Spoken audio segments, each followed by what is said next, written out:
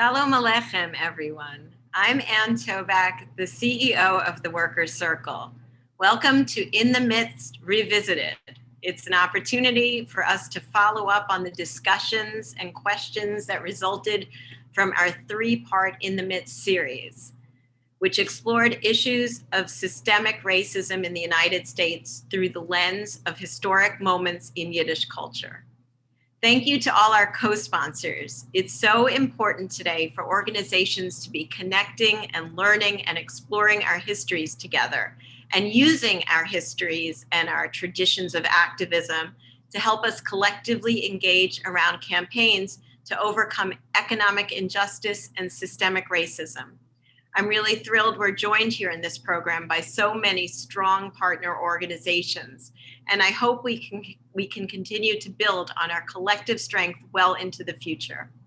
The Workers' Circle is a social justice organization that builds progressive Jewish identity through Jewish culture, Yiddish language, multi-generational education, and altogether we act collectively in campaigns for economic justice, immigrant and worker rights, and as a partner in the movement to end systemic racism in the United States. This summer, and as long as it takes, we're committed to ongoing activism in support of the passage of two critical voter rights bills, the For the People Act and the John Lewis Voter Rights Advancement Act. And in furtherance of this, I just want to let everyone know that next Wednesday evening from 7 to 8, we're going to be hosting the program live from the front lines of the fight for voter rights, a conversation with journalist Ari Berman. Ari is a senior reporter at Mother Jones and is the author of a seminal book on voter suppression in the United States, Give Us the Ballot. I hope that many of you tonight will sign up and join us as we organize, phone bank, and take collective action to get these bills passed. And now back to tonight, a program that so many people asked for after participating in the first 3 sessions of our series, a chance to ask questions and continue the conversations we had throughout the winter. It's my pleasure to introduce the producer and moderator of our In the Midst series, Anthony Russell. Anthony is a vocalist, composer, and arranger, specializing in music in the Yiddish language. His work in traditional Ashkenazi musical forms led to a musical exploration of his own ethnic roots through the research, arrangement, and performance of 100 years of African American roots music, resulting in the EP Convergence, a collaboration with klezmer band Varetsky Pass. He's an essayist in a number of publications, including Jewish Currents and Moment Magazine. He lives in Massachusetts with his husband of 5 years, Rabbi Michael Rothbaum, and he's also an ongoing consultant to the Workers' Circle, and we're thrilled to have him here. So please join me in welcoming Anthony to this Zoom. Thank you so much, Anne. And I have to say, this past weekend is actually, Michael is my husband of 6 years, so we just had our anniversary. So. Mazel tov. So I'd like to wish everyone a good evening. My name is Anthony Mordechai Russell, and this is In the Midst Revisited, an interactive program. Earlier this year, I embarked on a Workers' Circle 3-part series entitled In the Midst, an exploration of systemic racism in the US through the magnifying, refracting, and reflecting lens of Yiddish culture. In this series, we looked at an avant-garde play performed in Poland in the 1930s, a Soviet-era poem written in the 1960s, and the Yiddish press of the first half of the 20th century as a way of looking at the historical differences, similarities, and continuities of acknowledging, depicting, protesting, and struggling against the realities of systemic racism in the US. This, in a political atmosphere that is becoming increasingly more reactionary to engagement with the empirical history of systemic racism in the US, now rebranded, for the purposes of easy denunciation by its detractors, as critical race theory. I've been extremely lucky and honored to have joining me in this exploration a group of academics, translators, and activists working in, around, and in connection with various parts of Yiddish culture. They're with us today in this interactive program not only to answer questions viewers had during the series itself, but to answer any questions you might have tonight about the subjects we visited in our series. Our guests here from the first program are Eli Rosenblatt, PhD in Jewish Studies from the University of California, Berkeley, a scholar of Eastern European Jewry and its global dimensions. He is currently a research associate at Northwestern University, in addition to teaching at Spertus Institute for Jewish Studies in Chicago. Previously a postdoctoral fellow at the University of Michigan, Eli's forthcoming article for the Slavic Review, titled A Sphinx on the Dnieper, explores the globally dispersed corpus of African American and Caribbean poetry in Yiddish translation. We are also joined by Elisa Quint, a Leon Charney visiting fellow at the Center for Israel Studies at Yeshiva University and author of The Rise of the Modern Yiddish Theater from Indiana University Press. A finalist for both the National Jewish Book and the Jordan Schnitzer Awards, she is at work on a critical edition of Avram Goldfaden's Shulamis, as well as an edition of the play Mississippi, which we'll be discussing tonight. Our guests here from the second program are poet, writer, and translator Maya Ivrona, whose translation of Yosef Kerler's work was awarded with the 2019 Yiddish Book Center Translation Fellowship. Recipient of fellowships for her translation of Avram Sutzkever from the National Endowment for the Arts and the American Literary Translators Association, her work has been supported by the inaugural joint Spain-Greece Fulbright Scholar Award. PhD in Comparative Literature from Stanford University and Master of Studies from Oxford University, Amelia Glazer is an award-winning translator, author, and associate professor of Russian and Comparative Literature at the University of California, San Diego. Her book, Songs in Dark Times, Yiddish Poetry of Struggle from Scottsboro to Palestine, was published recently by Harvard University Press. And finally, our guest here from the last program, named by the Jewish Week as one of 2020's 36 under 36, an anti-racist educator and writer, native New Yorker and Yiddish speaker, co-founder of the country's first diversity and equity program at a Jewish day school, and now serving as a Jewish community liaison for the New York City Commission on Human Rights, Jonah Boyarin. Thank you all for joining us this evening. As I said before, tonight we'll be answering the questions from our viewers we were unable to get to during the series itself earlier this year, as well as answering your questions this evening. So please feel free to join us in our interactive program by putting your questions in the chat. Let's jump in. In our first program, titled Injustice and Interpretation, we looked at the development of an experimental Yiddish play performed in Poland that was inspired by and written in the midst of the Scottsboro Boys trial in the 1930s, one of the most infamous miscarriages of justice in the American judicial system.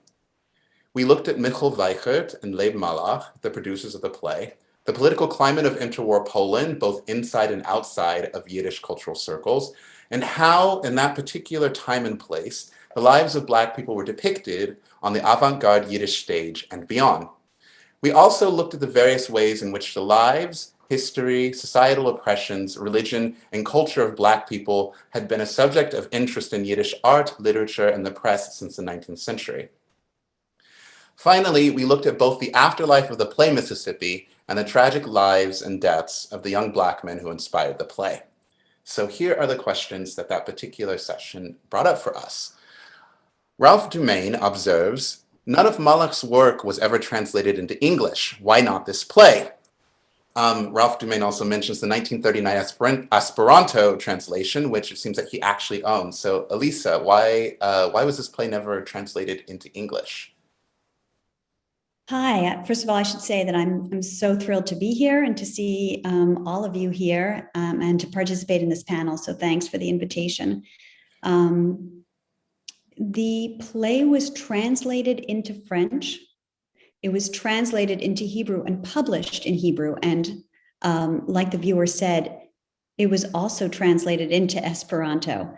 Why was it not published into English? I mean, first of all, I should say that we are now publishing it in English, a straight translation of it, myself in collaboration with Ellen Perrickman, a translator. And I'm very excited about that collaboration. An excerpt of it will appear in Geweb very soon, I think the next issue.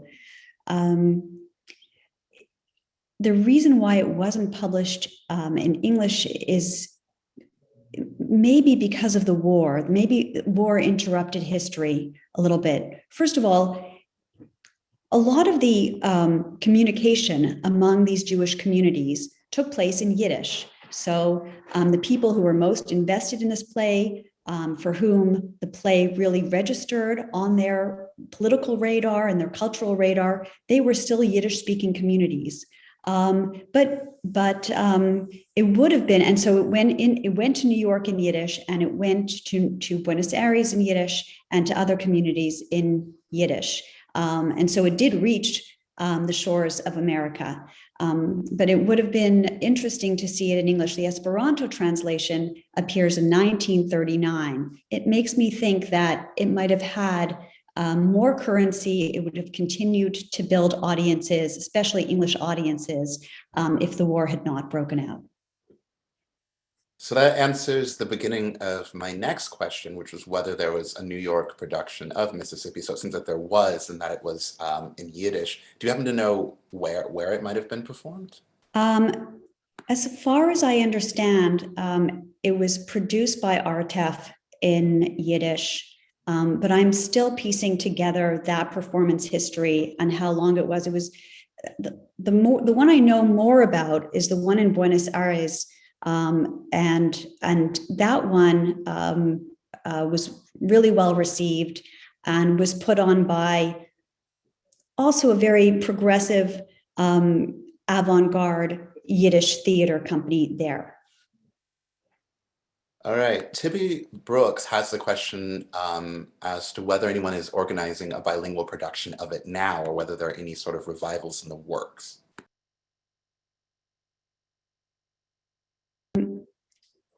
I love the idea of a bilingual production of this play.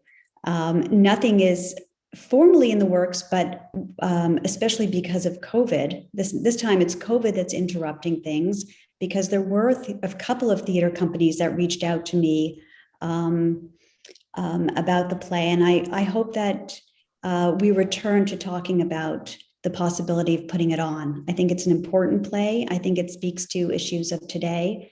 And with some changes and adaptations, I think it would really speak to an audience and resonate. So I really do hope that it's pursued. Thank you. Francis Novak would like to know how Mississippi was received by American Yiddish-speaking audiences, and how American Yiddish speakers wrote about, portrayed, sang about, painted, etc. African Americans. It's interesting because I think this question comes from the beginning of our series, and probably by the end of the series, Francis would have had a little better of an idea, especially after our program on the Yiddish press. But were there any contemporary American reactions to the play?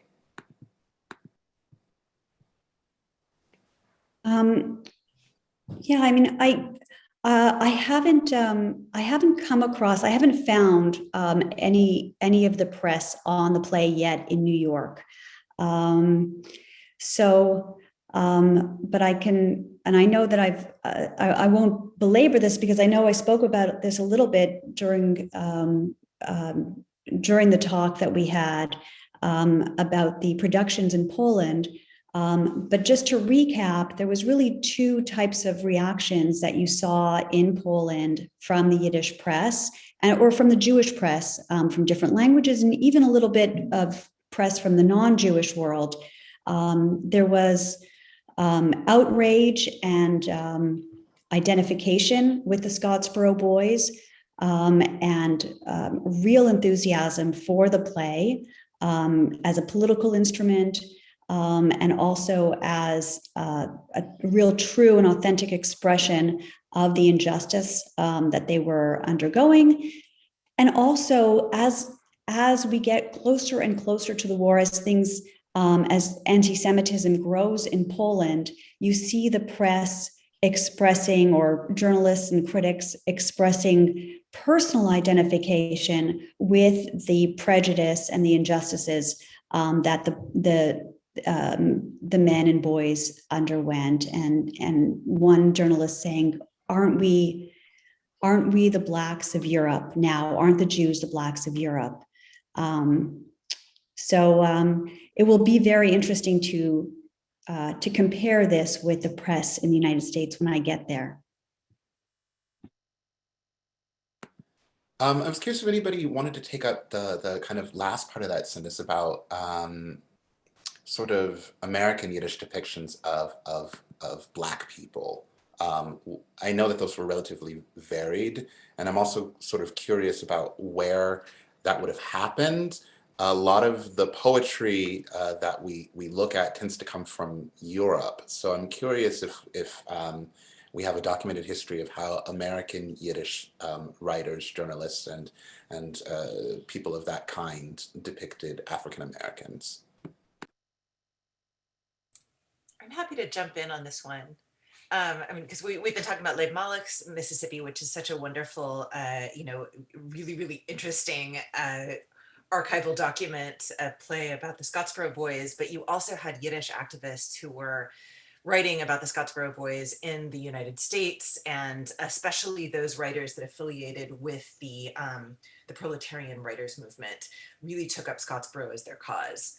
And Scottsboro was it was a very divisive moment, and the divisiveness of it was deeper because the Communist Party got involved with the defense of the defendants, of the boys, the young men that were wrongly accused of having raped these two women aboard a train, on top of a train. And so it probably would have been an easier case for them if the party hadn't gotten involved. But the party certainly did throw a lot of money at the defense, and it was probably the party's involvement that did convince the women to admit that they had lied initially about this assault. And Communist Party affiliated Yiddish writers took this up and wrote tons of poems called Scottsboro. So you had, in the daily Yiddish Freiheit, you had these poems that were just titled Scottsboro, and that basically meant there is racism in America today. And the poems might not actually be about the defendants in the Scottsboro case. They might be about some lynching that had taken place 10 years earlier, or about a racist incident in New York. But Scottsboro became as I phrased it, a password for problems with race in America right now. Yes, we're going to return actually to that subject of passwords later, because we have a couple people who specifically had questions about that usage. So we have a question for you, Eli. Saucy Weinman wanted to know which other African-American writers were translated into Yiddish at the time. Since Rudolf Fischer was mentioned, were other works of his also translated? So in terms of Rudolf Fischer, the only story that I'm familiar with in Yiddish translation is the story that he titled City of Refuge, and that was translated in Der Hammer, which was the Morgen Freiheit's monthly magazine. It was translated with the title Ir HaMiklat, which is obviously a biblical reference within Yiddish. But there was actually a very wide diversity of African-American writers translated into Yiddish directly. And those translations were both sort of derived from the American experience of some certain Yiddish writers, but also through the publication networks of the Soviet Union in the 30s. So it was really a kind of a transatlantic or, transcontinental exchange. Really, what I think sets apart the fact that a lot of these poets and writers were translated into Yiddish is that at this time, translation of African-American poetry was made into Spanish and into some other languages, into Russian and other languages, but it was actually quite extensive in Yiddish, with I think 29 poets in one anthology, and poets that had been heretofore ignored by even a lot of American audiences. Lots of women poets were translated into Yiddish, like Georgia Douglas Johnson, Angelina Weld Grimke. They all appeared in Yiddish translation alongside more well-known figures like Langston Hughes, Jean Toomer, County Cullen. Zora Neale Hurston was translated into Yiddish. often under the editorial hand of communist affiliated Jewish intellectuals. Some of those intellectuals were Itcha Goldberg, Robert Magadoff, who's kind of an unconventional figure because he was a correspondent for the NBC in the Soviet Union, and he was instrumental. So it was really a wide gamut, quite a diverse array of stuff. And actually, I'll put in a plug as well. In Gaveb's next issue will have included in it a few of these poems by African American women poets in Yiddish translation. So look out for that. All right, we actually have a follow-up question, a live question here from Jesse Kleinman, who's curious if there were any translations of Richard Wright into Yiddish. I know that he's back in the news because there's an unfinished novel of his that I believe was just published. Yeah, that's a great question. As far as I know, Richard Wright's prose, I'm not sure, his more well-known prose. I'm not sure if it was translated into Yiddish. I do believe it was translated into Hebrew in the 40s, but in Palestine or maybe in the early state of Israel. But what's unusual and actually pretty cool is that Richard Wright wrote poetry as well, which might have not been as equally critically acclaimed, but did exist. And it was translated into Yiddish in the 30s in that edition. So that's actually pretty cool. There is, I believe, Yiddish material in Richard Wright's archive at Yale, but I haven't seen it. But there is something in there that perhaps someone sent him demonstrating that his work had been translated into Yiddish. That is absolutely fascinating. Please keep me posted on that. I would love to hear more. I want to jump in and add something to what Eli was saying, because I've also found some sort of a semi-plagiarism into Yiddish of Richard Wright by the poet Ronch. It's not a translation. It's not billed as a translation, but he basically takes a poem by Wright written in the 1930s. I am black and I have seen black hands. And Ronch kind of changes it to putting it into the third person. I have seen black hands. So, they were definitely reading right. And Orange may have read these translations that you're referring to. Wow, wow. Oh, yes, I want to know more. There's a lot of interesting directions this one question has gone in. So thank you, Jesse. Michael Liebenluft asks, where can we find a copy of the script in Yiddish or in translation, the script to Mississippi, if that is at all available? Yeah, I actually had a bit of a time trying to find it, even though it was really hidden in plain sight. Leib Malach died in 1939 and never published it himself. He never saw it published. There was a memorial volume put out in the 50s by his wife in Los Angeles, and that volume, called Leib Malach Buch, something like that, with his name in it. That includes the play, and that was digitized by the Yiddish Book Center, so it's readily available and downloadable. All right, that's good to know. We have an interesting question from Esther Goodman. She wanted a comment on the scene in the play of a prison mass with a priest for the Scottsboro Boys. Did Malach not know that these young men were most likely Protestants, or was he catering to a Polish and Jewish perception of Christianity as being Catholic? I think she's spot on there.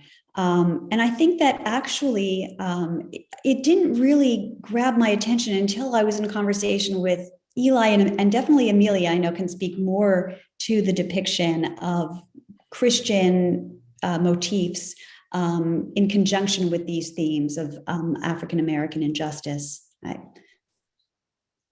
Amelia, do you want to say something about it?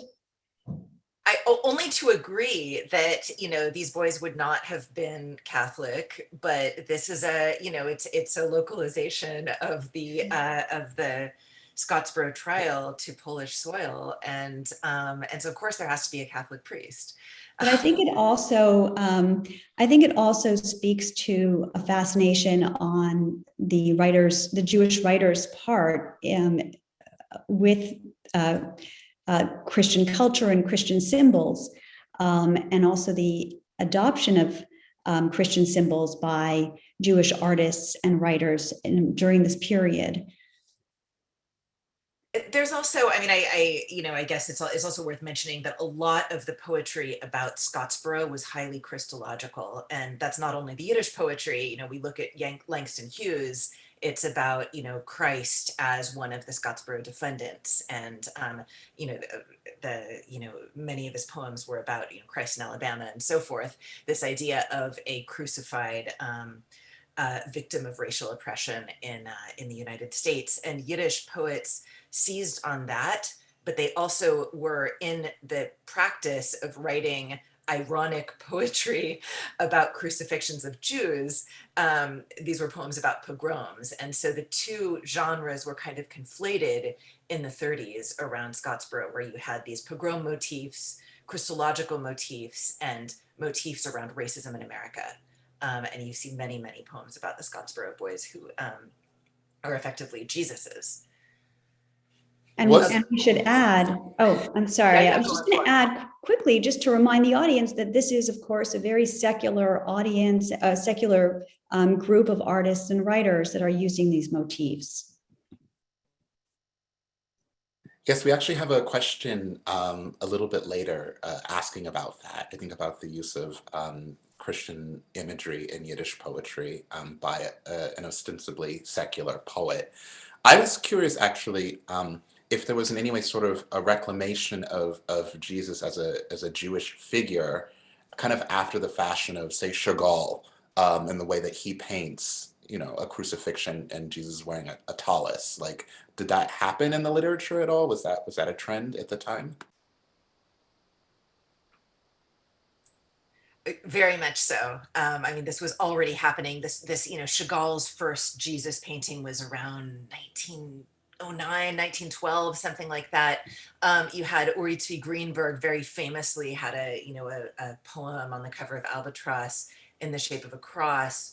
A bunch of poems that were sort of talking about this crucified Jew, Sholem Ash. This was a trope. And it was ironic if you were a leftist Jew to write about, the crucified Jew who was being killed by people who supposedly believed in Jesus, who had been a Jew who was crucified, and it was all happening again. It was a little stickier when Yiddish writers were writing about Christians who were victims of racial violence, because of course African Americans were largely Christian, and so this is a little bit of a different story. Now we're talking about people who are crucified in their own religion, but because of the overlay of the Communist Party, it could still be, some of these crucifixions were still painted ironically. Others were simply, crucifixions that were, ironically in the sense that everybody was supposed to be an atheist anyway. But others were very poignant crucifixions in various kind of Christian traditions, whichever the poet felt aesthetically inclined towards, because everything, of course, is just metaphor anyway. All right. Sussy Weinman asked, were there any performances of Mississippi after World War II?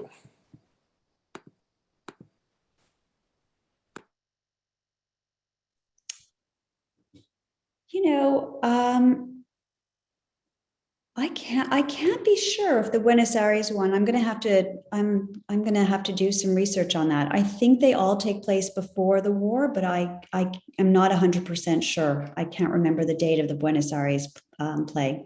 Otherwise, yes, they were almost exclusively done before the war and nothing since. So Sam Schumann asks, scholars like Sander Gilman have noted anti-Semitic, anti-Black historical representations of Ashkenazi Jews as Black. Beyond solidarity or kinship, is there any indication that the playwrights are speaking back to this particular stereotype?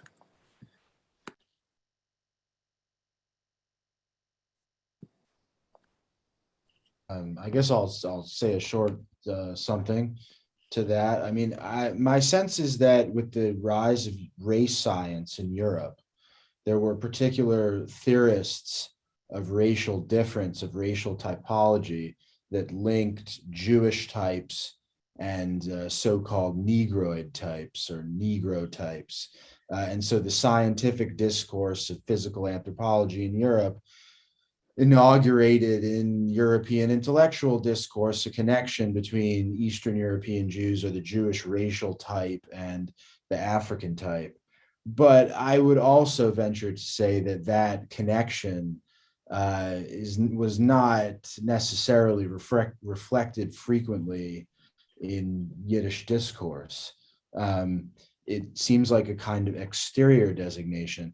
To my mind, when one sort of thinks about Eastern European Jews or Jewish caricatures being likened to caricatures of Black people, I really think of that as something that was popularized by the Nazis and German propaganda. Like if I'm to think of in my head where I've seen visual representations of Blacks and Jews in caricature and grotesque caricature, it's something not necessarily from within Yiddish discourse, but something that the Nazis conceptualized as a way of marginalizing Jews in their own society. The famous poster of degenerate music, I think, Right. probably being one of the most famous examples of that, in which there's a caricatured Black man playing a saxophone, and he has a large Star of David on his lapel.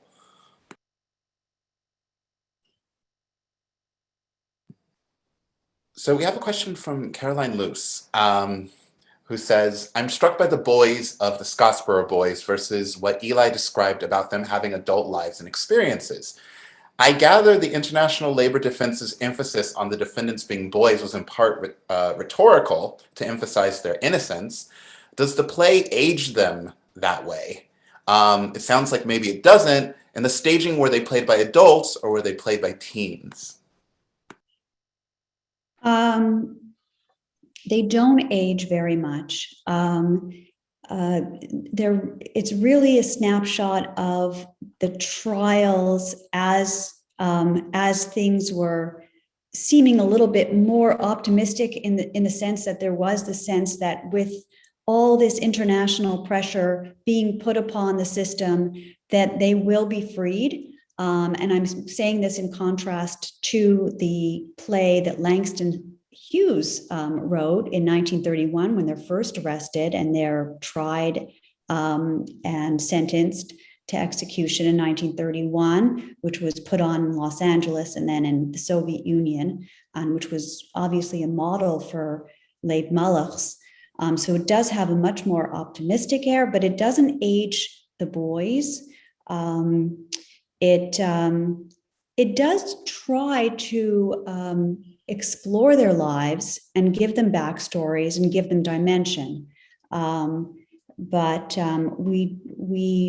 we don't see them later on. We don't see them they're in prison for only, let's say, a few months, perhaps. That's the impression you're given during the length of the play. All right. So we're going to move on to our second program titled Anthony, yes. I'm sorry. I just wanted to add one thing. The people who played the characters were in their 20s, probably almost exclusively, and a lot of those actors were actually killed in the war. I just wanted to mention that. So it turns out we actually have a question here from Judith Kennedy. I'm going to go ahead and read this now. So how many Yiddish writers wrote things of a racial nature about African Americans, possibly and not in a positive fashion, but actually in slightly in a negative fashion? Judith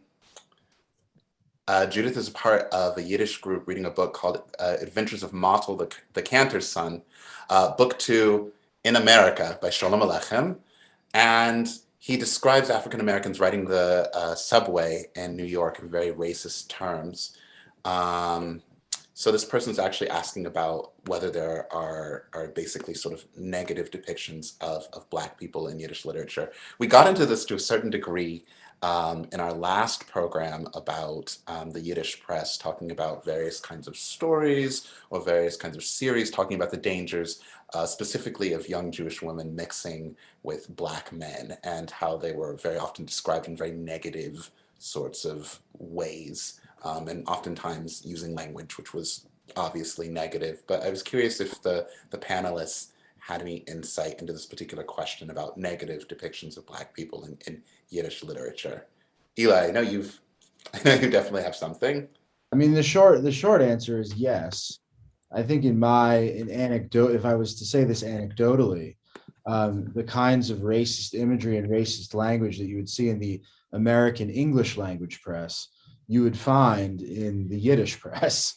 There's no doubt that, especially like the scholar Gil Reebok has published an article in which he sort of explores the forverts for its use of racist language. Of course, I think that immigrant Jews were as susceptible to American racist discourse as any other immigrant group. And you find especially in the press, in the centrist press often, center-left press, you could say, certainly sensationalist accounts of crime, which often portrayed African Americans in primitivist or violent terms. Sexual crimes were often racialized in the Yiddish press. There's no doubt about that. Criminals in the Jewish underworld would take the N-word as a moniker because of the association of Blackness with criminality. There was, in the forverts in the early 1900s, there's a series of articles about a Jewish horse thief whose name is Yoshka N-word, with two gimels. So you have like a wide variety of ways that American racist discourse manifests itself, especially in the Yiddish press. And, I think that it's not something that is particular to the Jews, but indicates the extent and the speed at which the pathologies of American racism were integrated into Jewish immigrant culture. It was kind of a matter of the experience of being an immigrant. So I would say that yes, I mean, there's no way around admitting that coexisting with an anti-racist discourse was also a Yiddish racist discourse. And it actually begs further study for its complexities and also, I guess, for its simplicities as well. I might also jump into that question because I think it's a really it's an important question. It's a really complicated one because racism is complicated, and we're talking about a big spectrum from overt racism where a person wants to see a race disappear to various forms of internalized racism where a person might actually be trying to be sympathetic but actually be expressing all sorts of stereotypes. And you see a lot of that kind of middle ground of racism in some of the early portrayals of African Americans in Yiddish writing and Yiddish poetry included. Modern. I'm also thinking about Lincherai. I mean, it's the protagonist is Black, but some of the ways in which Black people are described in the story sort of fill out these very sort of racist tropes. Yeah, very much so. I mean, Meryl Bachman has written really beautifully about this as well in her book about Yiddishland, where she kind of talks about this sort of internalized uses of racist motifs that come out even in very sympathetic portrayals, but you can't avoid the fact that these are, tropes, these are caricatures often. We have a live, oh, sorry, please go ahead. Yeah, I have a question for my colleagues on the panel, which is, was there much back and forth between these different strands of, more committed, explicit anti-racist activism and writing and outright racism on the one hand, and these sort of pseudo-friendly but racist portrayals like in Shalom Aleichem or what you just mentioned, Anthony, was there conversation back and forth, or were the anti-racists all sort of focused on fighting, the white racist structure that was dominant in the country? There's an article by it's by Ronch. It's by the same person that plagiarized from Wright, where he, from 1940, I think, his book about America and Yiddish writing, and he has a chapter on portrayals of Black people in Yiddish literature, and he makes the argument there that the communist affiliated writers are, he doesn't use the term anti-racist, but he says are the ones who actually manage a sympathetic portrayal of African Americans because they've thought about the whole hierarchy and class structure. And he's being partisan, but he's kind of right, because there was a sensitivity that was instilled around language. And so you did have conversations around, between these writers who were affiliated with the far left, often accusing people who were, socialists, maybe, Trotskyists, but were not quite as struggled in their use of language. I don't have evidence of like a debate or a conference panel or something, but my guess is that there were conversations. And you even see people like Malka Lee had a poem that she published in the Freiheit called, using the N-word, right? Called Nigel in Subway, transliterated. And then she changes the spelling to Nagel in Subway in her book. So you see writers editing themselves and changing the way that they talk about these issues. Right, the second word being, of course, Negro, as opposed to the N-word, which was, I guess, the previous version that she had published. Yes, and the term that she changed it to was the accepted unmarked term in Yiddish at the time. Right. Please go ahead. No, Maya. Oh, I have something of it's not exactly an answer to the question, it's more of an anecdote, because so in my work, I tend to do, deep dives into specific poets rather than like overviews of schools of poets or, anti-racist poets or political poets. But I've translated quite a lot of Anna Margolin. And it always strikes me when I'm translating her that she's writing in the 1920s in New York City at the same time that, the Harlem Renaissance is happening. And I translated a poem by her that again takes place in the subway in New York City, or in the train. And I gave a reading of it. I think I told you about this about a year and a half ago. And there's a line in the poem when she says, the night was dark like a and in Yiddish, slave is knecht. And there happens to be a German in the audience who, when he heard my translation, he took some issue with it because he thought that I had introduced a racialized aspect into the translation. Because in German, Knecht is just servant, I think, but in Yiddish, it's slave. So for the English to then sound like, the night was dark like a slave's heart, and it's taking place in America, it's hard not to hear a racialized aspect that I don't think was actually intended in Margolin's poem. And it's funny because later in the poem, she talks about being in rhythm with worn down Jews. So it's almost like Jews are the ones being, made into a caricature in the poem, if you understand what I mean. But it also reminds me a bit of the work of Langston Hughes, like in that famous poem when he's talking about the blues singer. So it's interesting to hear that sort of the echo in the Yiddish writer, even though it's not a poem that's talking about African Americans at all. But it's also impossible to think that Anna Margolin, living in the 1920s in New York City, would not have been exposed to, African American New Yorkers.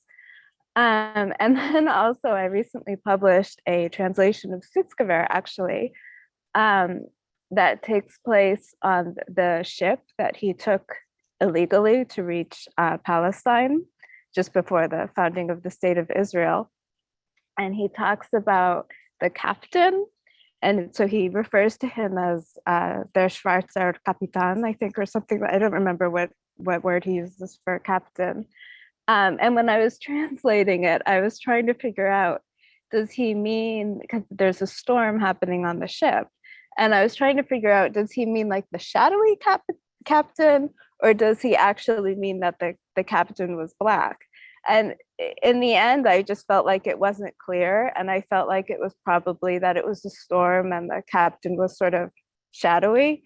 And Sutzkever was not somebody who, up until that point in his life, would have had much direct contact with, Black people anyway. So, but it's funny sometimes to be translating Yiddish poetry and to be wondering what's there, especially if I'm not translating overtly political writers.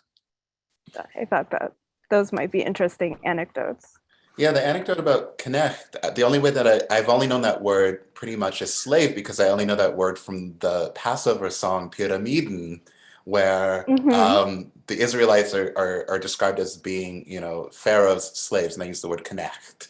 So, I mean, that goes to show that pretty much is the meaning, not really servants, but really slaves in that sense. Yeah, and especially in that particular Anna Margolin poem, where she sort of goes on to refer to worn down Jews like swaying on the subway in New York, it's very clear that those are the sort of connects that she's referring to, Jewish slaves. But knowing that it takes place in New York City, it's hard not to have that association. All right. So in our second program, titled Familiarity and Distance, we heard in Yiddish and in English, Wenn ich gewollt in Alabama sein, If I Was in Alabama, a poem written by Soviet Yiddish poet Yosef Kerler, inspired by the historic civil rights protests and marches of the Birmingham Campaign of 1963. We looked at the various ways in which Yiddish writers and poets engaged with the Black experience in their work, the state of Yiddish poetry in the Soviet Union in the post-war period, and how the experience of the Holocaust inflected how Yiddish poets wrote about the subject of race hatred. We also looked at the life of Kerler as a refusenik and eventual immigrant to the state of Israel, the trajectories of the American Civil Rights Movement, and its relationship with the movement for Soviet Jewry, and the particularities of the poem itself, in which a white Jewish man literally embodies protest against race hatred through the physical experience of a Black man. And finally, the poet's son, Dov Ber Kerler, joined us on the call, sharing with us the sorts of insights into his father's life and work that only he could give. We had a fair amount of questions about this as well. Ralph Dumaine starts us off again. He wants to know if Kurtz's poem Kaddish, which I believe we discussed during the program, could be read as an acknowledgement of a secular Jew towards religious expression in both Judaism and Black Christianity. I think we talked to that to a certain extent. That it's curious that there, is a secular poet sort of dabbling in religious imagery, but I think we've pretty much already discussed that. Is there anything else you'd like to say about that particular poem, Kaddish? I think it's an interesting poem held up next to the Kerler poem. So I wonder if it would make sense for Maya to read her beautiful translation of the Kerler poem first, just because it's so short. Oh, okay. I don't have it in front of me. Wait a second. Should we put it up on the screen? Maybe that would. I'm so happy to do that. And I have sharing privileges, so I'll just do it, and then people can see it, if that's okay.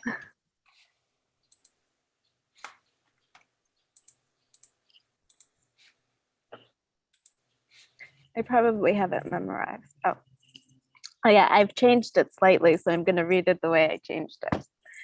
If I were in Alabama, I would go to Birmingham, making my way through the midst. Now I must be a Black man.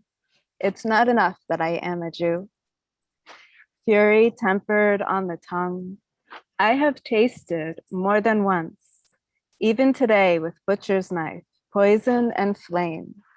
Death still searches for me any place. I changed it. But my stride is unbroken. With furious hatred, I spit on racism, on the Ku Klux Klan, and I rise, faithful in brotherhood, with white and with black, against death. Never again. Time will not be turned back to when people kneeled before animals. If I were now in Alabama, in the pure commotion of the fight, I would make a way like a lightning bolt through to you, my Black friends. My skin is white and yours is dark, but before you, brother, open is my heart. So fist is with fist, as is limb with limb. One breath between us, one anguish, one light. It's not enough that I am a Jew. I must be a Black man too. Thank you for that. And thank you for facilitating that, Amelia. Yeah, Dover was very passionate that I should change "it's no matter to me" to "it's not enough." Yeah, I like that change. I was going to say, I was going to say that I really enjoyed that poem. I had never heard that poem before, and it's a remarkable translation. Oh, thank you. So, Anthony, I wanted yes. to say one more thing just about it. It puts to mind, adding some of these kind of more subtle questions that that Jonah introduced, and has me thinking. Another question or a dimension of this is that a lot of the writers, including Leib Malach, wrote from afar and never actually were in these places in the South, and never had actual personal contact with, let's say, the Black people who were undergoing these injustices that were the topic of their poetry. And I just thought I would mention that. Of course, that was true of Poland, but even true of writers in the United States. Right. I think a part of that consideration actually went into my title for that thing, which was familiarity and distance. Right. There's a familiarity with a systemic racism or systemic persecution based on race, but there's also the distance, which makes it slightly different in the ways in which it's discussed, both literarily and otherwise. Jordan Hirsch asks specifically about Yevtushenko. As Yevtushenko was not Jewish, do you think that his writing about Babi Yar and the specific issue of Russian and Soviet anti-Semitism was a direct impetus to Kerler to write about injustice aimed at a group in which he did not belong? So is there Yevtushenko sort of inspiring Kerler to also kind of embody the other in a poem? I think that definitely could have been an element of Kerler's inspiration. I think probably, I mean, my guess as a writer of poetry myself was probably that he had read this poem. Kerler wrote quite a lot about Babi Yar. And probably the Selma civil rights marches were in the news, and that it all fused together. I will say that recently I've been doing quite a lot of new Kerler translations, and I've been translating a lot about that of his poems that are specifically about Ukraine. And he really did write quite a lot about the tension between Ukrainians being an oppressed group themselves, and also Jews, and the tension between them, and being played against one another, and Jews being turned into, the Ukrainians being kicked by the Russians and turning around and, taking it out on the Jews. So Kerler was definitely, he was very attuned to the interplay between oppressed groups as well. As well as being interested in, the plight of African Americans. So he may have been thinking about, he may have thought deeply about how this poem was identifying with another oppressed group, even though it was a group that was so far away. I wanted to just bring back, though, something that came up in our earlier discussion was that Kerler and Yevtushenko knew each other, and they influenced one another and encouraged one another. So Kerler actually was encouraging Yevtushenko to write about the Holocaust, and then Yeah. in turn was writing about other oppressed people, so that together they were sort of writing about this collective struggle. So Louise Pasek asks, the works that Keller published upon immigrating to Israel, were they published in Hebrew and or Yiddish? I So believe they you. were published in Yiddish. So Oh, when Kerler was only able to publish one book in Yiddish in the Soviet Union before publications in Yiddish were effectively banned. Um, but so for 2 decades, he was writing in Yiddish, but he could not publish in the Soviet Union in Yiddish. So as soon as he got to Israel, he immediately published several collections of previous poetry, which he could now publish in Israel, but in Yiddish. And the first book of trans Hebrew translations of his work, I think they didn't come out until around 2000, maybe. It's pretty recent. okay. Sarah Biskowitz says, I'm reading Dr. Glazer's book and I'm fascinated by her discussion of passwords in leftist Yiddish literature born from linguistic and cultural exchanges and used by Yiddish writers to show solidarity with other groups. I'm wondering if she can discuss if the recent work around translating Black Lives Matter into Yiddish, which Anthony Russell co-led, that's me, and if and how it could be a password as a parallel to the earlier leftist Yiddish solidarity she discusses in her recent book. So if you could kind of give us some insight in this concept of passwords, that would be great. Sure. Yeah. I mean, what I do in my book is I use the term passwords to talk about these untranslatable terms that end up bridging groups, and that Yiddish writers specifically, but it's not just Yiddish writers. We all do it in all different languages, but I was writing about Yiddish writers, that Yiddish writers do in their poetry. So they were drawing terms like Scottsboro to mean something bigger than just Scottsboro, to mean racism, and to translate something that was important to the Black community in the United States and bring that into Yiddish. They were also using terms like no pasaran, which is sort of the ultimate password or shibboleth for the left-wing struggle against fascism in Spain, and so forth. So passwords, that's just the term that I used in order to talk about what these poets were doing with language. My own sense is that Black Lives Matter has been very successful in becoming a term used to express solidarity and alignment in English. I think Anthony would be well qualified to answer this, as he's written about contemporary language. Yeah, I mean, it's interesting that you brought up no pasaran because I talked about that in the article that I wrote and about how like that was it was so important for that to retain its meaning in the language in which it originally existed. And that was one of the choices that I really gave as far as translating the sentiment of Black Lives Matter into Yiddish, was just to have it transliterated, the English transliterated, directly into Yiddish oasis, into Hebrew letters, because there was just strength in the phrase itself. Jonah was also involved in that, so if you want to chime in, that would be great. I mean, I in the article I specifically talk about the conversation which I had with him on the phone, where we made a lot of these sort of decisions. I mean, reading about Yiddish poets already kind of transliterating English into their poetry. A word like subway, which I can only imagine what that would even look like in Yiddish transliteration. Makes me feel like at least there's a precedence, right, of something feeling like it's a sentiment being really important in the language in which it was born, as it was, and that kind of passing into Yiddish as a part of discussion and discourse in Yiddish language. So.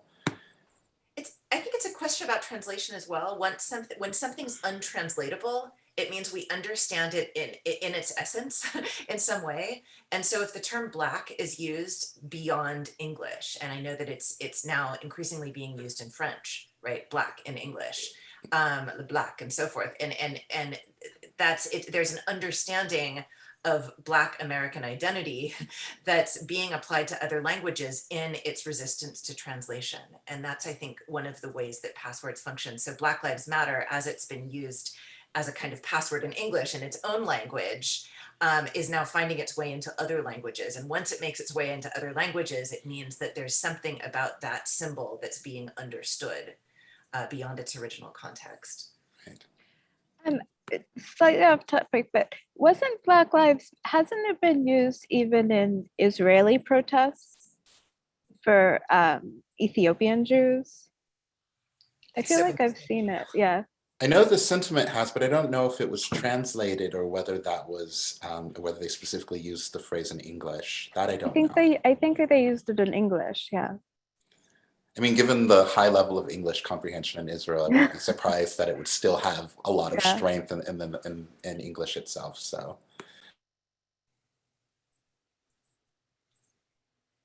So Sarah Feldman was curious, thinking about the ways that non-vernacular Hebrew has functioned in Jewish culture and the relative rarity of Yiddish literacy today.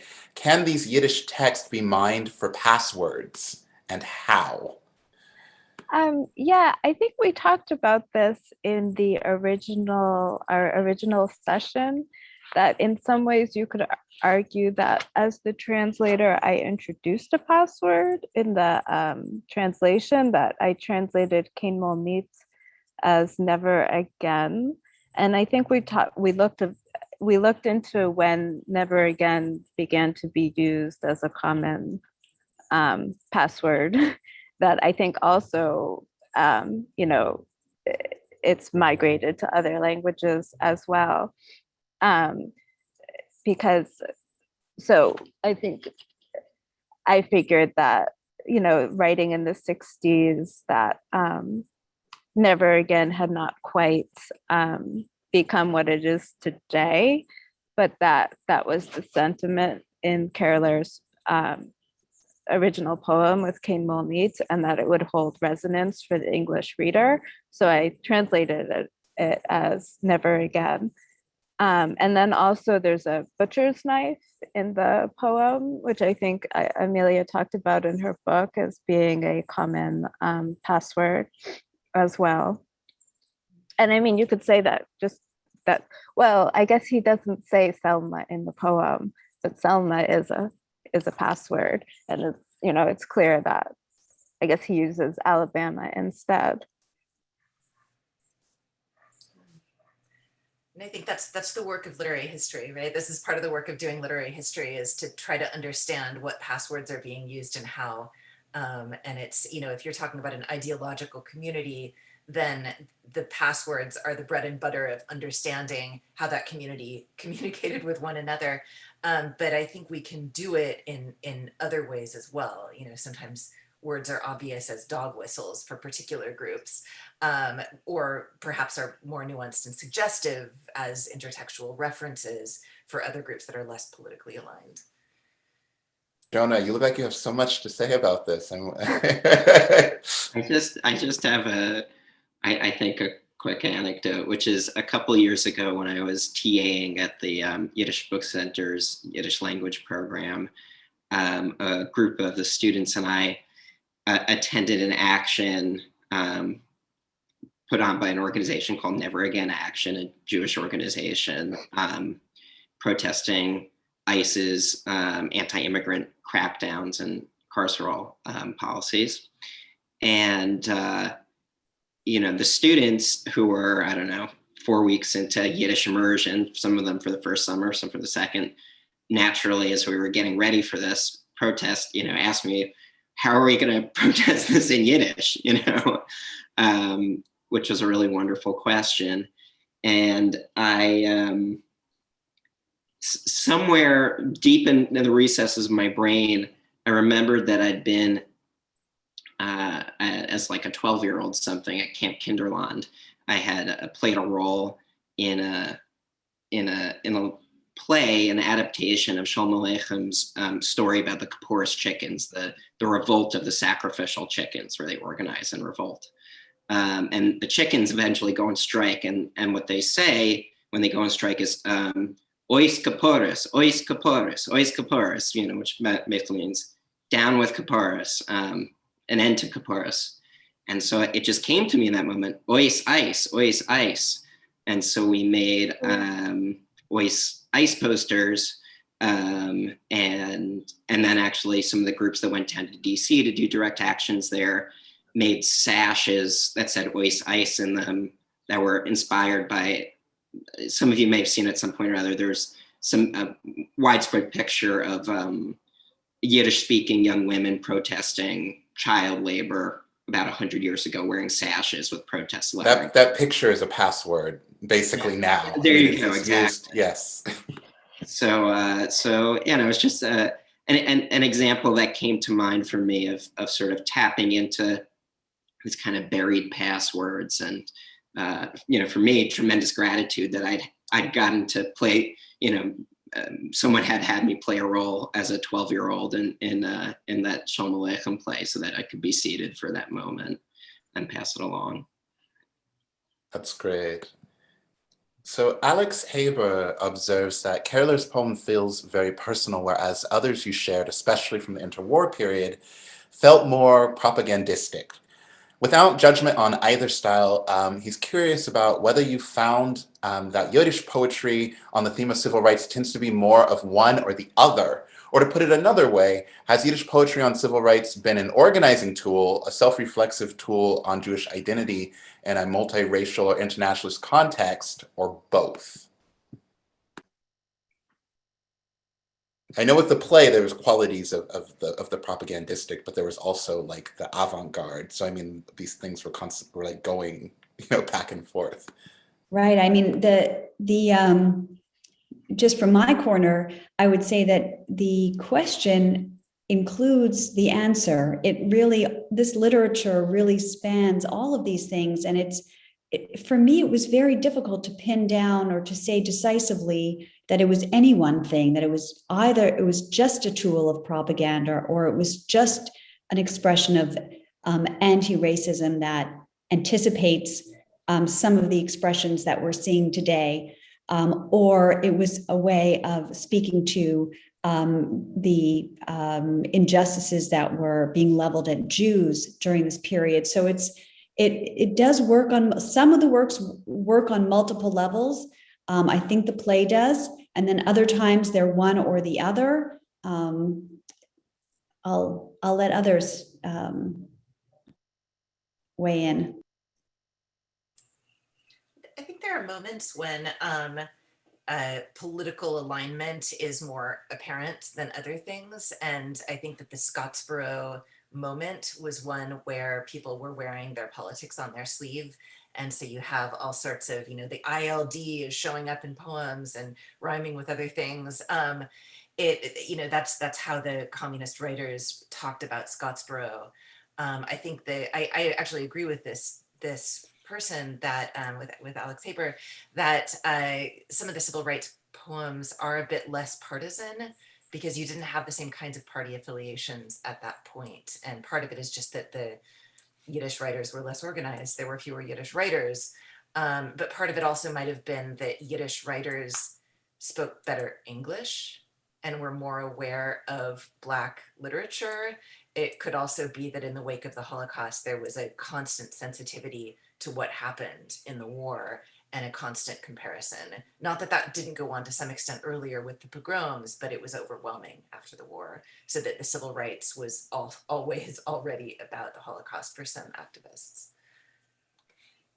Yeah, I'll say also that all of Taylor's work, whether he's writing about going to Israel from the Soviet Union, or he's writing about his complicated feelings about Ukraine, and about Ukrainian anti-Semitism, and his complicated feelings about the Soviet Union.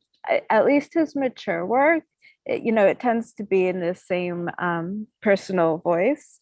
The only poem that I've translated, which I recently translated, that sounds overtly propagandistic from him, was actually a very, very early poem that he wrote, during the Second World War, that was like, it was praising Mother Russia, for defeating the Germans, or trying to defeat the Germans. That's the only one that struck me as being a bit over the top propagandistic, which is, really surprising considering that what happened what happened to him and to other Yiddish writers later.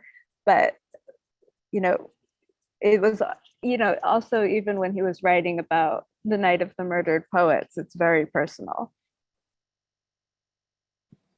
I mean, I think for me, as somebody who was producing this series, it was obvious that I wanted to sort of explore this poem because it came from such a personal place, and I think it was surprising for people who hadn't encountered this kind of writing to encounter that in a poem in Yiddish, specifically about civil rights. So it's also interesting if you think about it, because like I said we talked about this in the last session, and I talk about it in my introduction to the poem, that the depiction of American racism and the civil rights movement in the US, in the Soviet Union, this was a tool of propaganda, that the Soviet Union really highlighted this to show the deficiencies in the United States.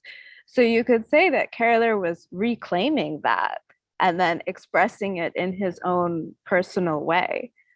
So it's sort of anti-propaganda in some ways. So we have a really interesting question here from Linda Feldman. To what extent did Jews see themselves as racialized subjects in the post-war period? Can asserting an identity with Blackness be seen as appropriation when you have grown up in a milieu which instilled in you as a Jew a sense of your racial difference? I thought that this was a really interesting question. And of course, in the Soviet Union, Keller definitely would have been very aware of himself, as of being Jewish is not just a religion, but it was considered, a nationality.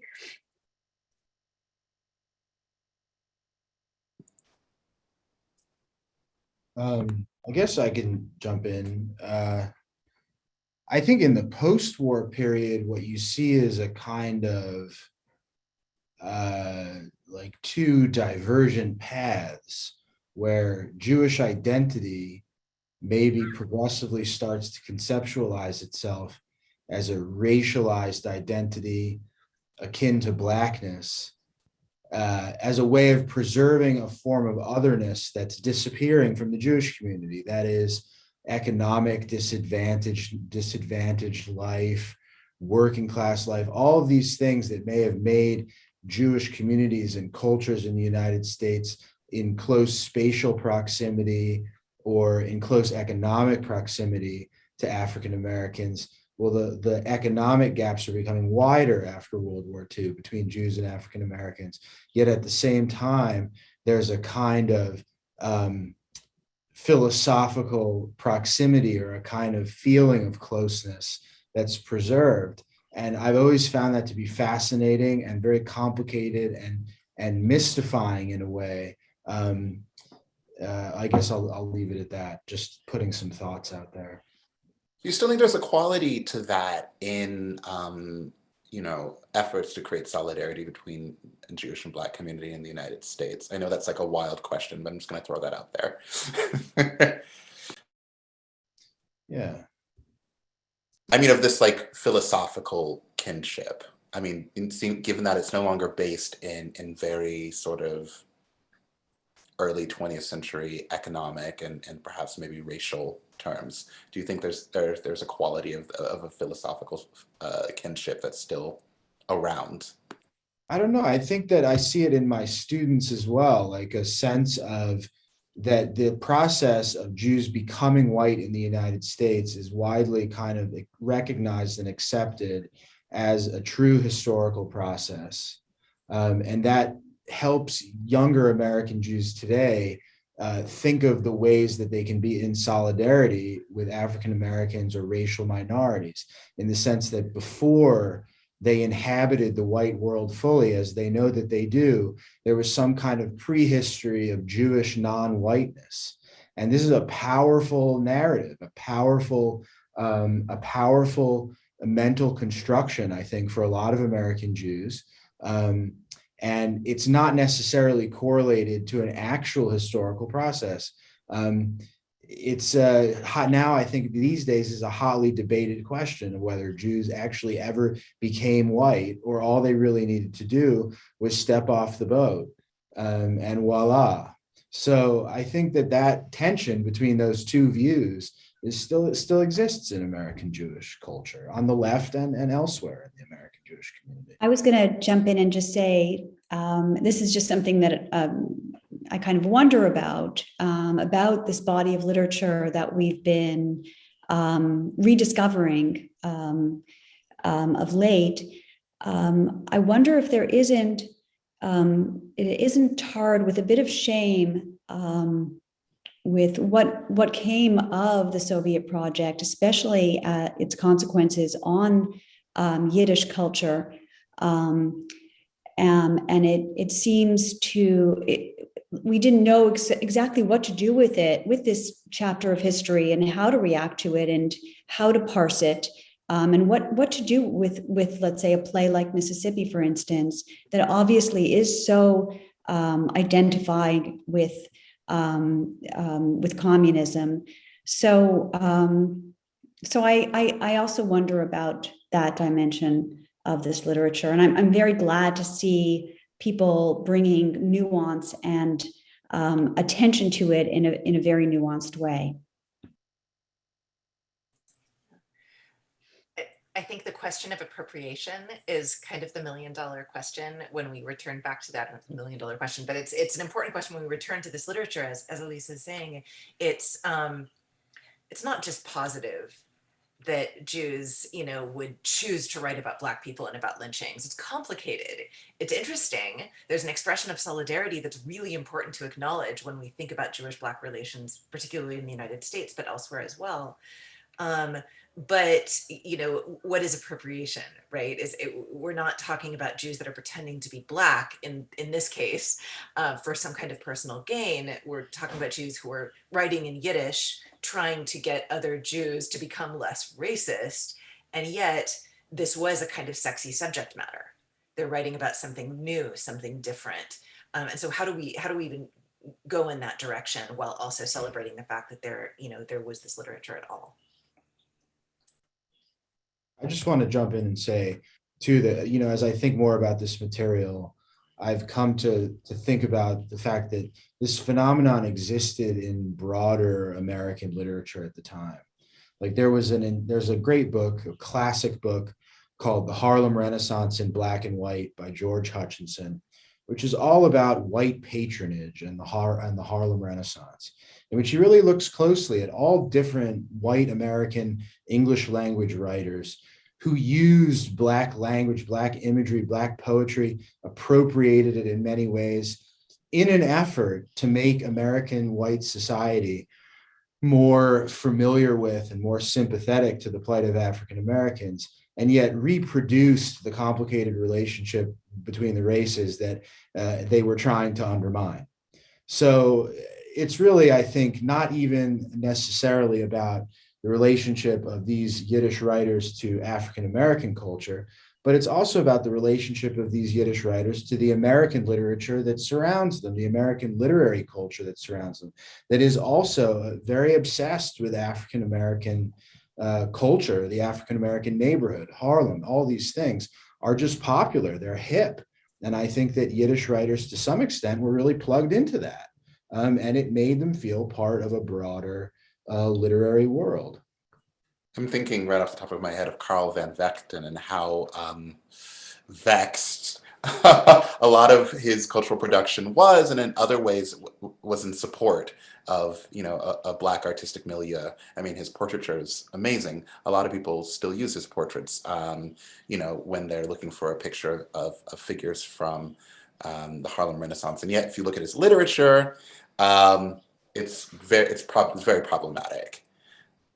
So I'm actually going to move on to our last program, titled Report and Reverberation, where we looked at how racial difference was expressed in the Yiddish press, how instances of anti-Black violence were covered in Yiddish language newspapers, and how the Yiddish press worked as a platform not only for reaction and editorialization on the subject of systemic racism in the US, but also for reflection on its relationship to the historical Jewish oppression of Central and Eastern Europe and beyond.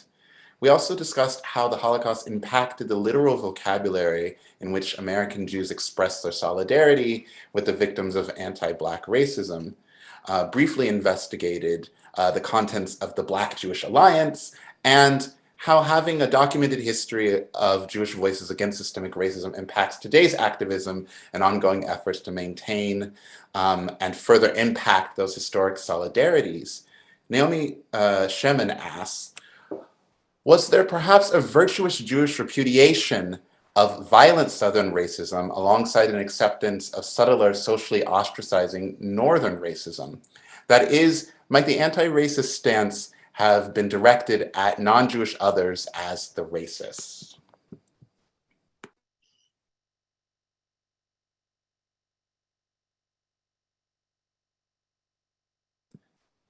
I mean, I'm assuming that this person is asking about whether there was an element of that in Yiddish literature or in the Yiddish press. It seems like a very sort of complicated question, which is that whether Yiddish-speaking Jews who are writing about these subjects, whether they actually ever interacted with the phenomenon of Northern racism, of subtler kinds of racism, or whether primarily people were writing and covering and talking about their feelings concerning the more overt Southern racism.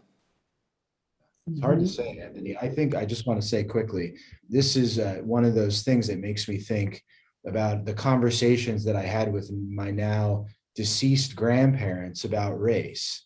Like this kind of question, when I hear it, is a kind of question about what kind of lore we have in our own families about Jews and American racism.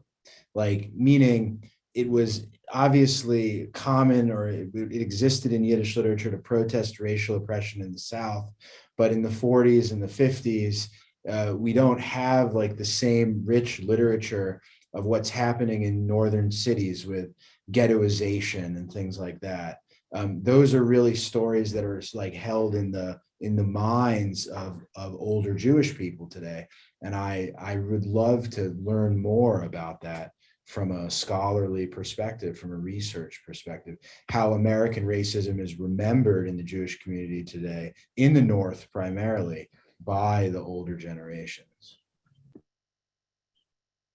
Carp has a question as to whether racist practices in labor unions were ever written about in the Yiddish press. And I'm actually going to answer that, at least in a little kind of way, which is that as a part of my preparation for the second program with the Yosef Kerler poem, actually Jonathan Taubes and I read articles from the in-house publication for the Worker Circle titled The Call, and specifically there were articles talking about issues of racism in labor unions. And actually, Jonathan Taubes and I are working right now on a Facebook Live series where we're going to talk about things that we've found inside of The Call, basically from all of their issues spanning from the 30s until the early 70s. So we're going to look at various issues that the Worker Circle covers and advocates on behalf of on a regular basis, and see how those issues have been discussed over the span of those years through its publication, The Call. So that's my answer to that particular question. I'm going to leave us with this really interesting comment from Ralph Dumaine again. He says, "It's best to do without myth-making, either for or against that Black Jewish alliance that got frayed at various junctures in the late 60s, considering that there was a now forgotten left-wing Black Jewish alliance that was destroyed in the 1950s by all the branches of government and the FBI and corporate America, with the collusion of both mainstream Black and Jewish organizations, which I have to say that is quite a claim. And furthermore, the Jewish establishment was not favorable to the Jewish component of the New Left in the 1960s. There is not even a Jewish alliance, not to mention some other unqualified alliance. Wow. I know what he's trying to say. I think he's right about there not really being a Jewish alliance. It's really interesting because I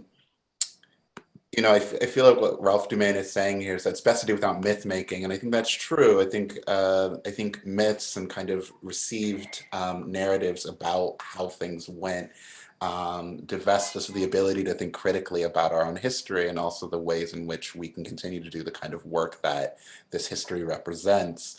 That being said, I think we should also allow ourselves to be inspired by our history and inspired by the times at which it looked like there was an alliance. It looked like there was real solidarity. I think there's a lot there, and I hope to some degree that this series In the Midst gave people at least the beginnings of tools to look at these things, to educate them about these moments, and to look at our history, our literature, and our culture, both critically and as a source of inspiration. So, I just yes. I'm just gonna jump in and say, Anthony, thank you so much. I've learned so much from your series. Just so many smart questions, so much to think about, and I really appreciate being a participant. So thank you. I want to thank all of you. I'm going to actually not read from my beautifully composed script thanking you, and just thank you right here, because this has been such an amazing experience for me. I've gotten the chance to learn from all of you, and I've also had the opportunity to kind of take that learning and share it with everyone else. And I know that we all really appreciate it and everything that you